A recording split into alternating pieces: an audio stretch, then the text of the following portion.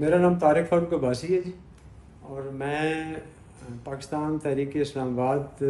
کا labour wing کا صدر ہوں اور مرکزی صدر ہوں۔ اور میں چونکہ لیبر کے ساتھ کنسرن ہوں، تو اس لیے میں نے دیکھا کہ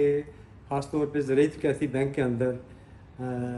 جو انتظامیہ ہے انہوں نے چھوٹے ملازمین کا جو ان کا حق تھا ان کو دیا، ان کی پروموشنز کی اور عید کے موقع کے اوپر ان کو بونسز دیے۔ تو میرا خیال ہے یہ جو ہے اقدام، اس سے ان کے بہت سے مسائل میں کمی واقع ہوئی، اور خاص طور پہ جو کلیریکل کیڈر ہے زرعی ترقیاتی بینک کا،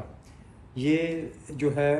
سینئر اسسٹنٹ سے OG2 ان کو کر دیا گیا، اور یہ میں سمجھتا ہوں کہ ان کی زندگی کے اندر ایک کافی ان کی لائن چینج ہو گئی ہے پروموشن ملنے کے بعد۔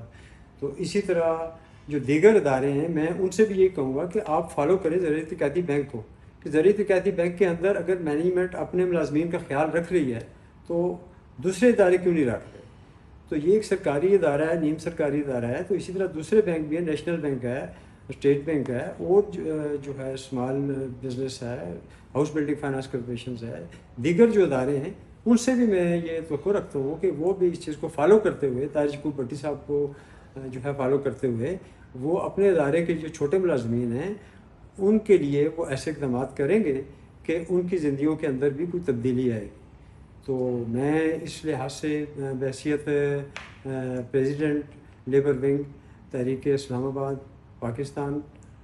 کی طرف سے میں شکریہ ادا کرتا ہوں، اور اپنی قائد میڈم آسمہ ملک صاحبہ کی طرف سے بھی طاہر یعقوب بھٹی صاحب کا شکریہ ادا کرتا ہوں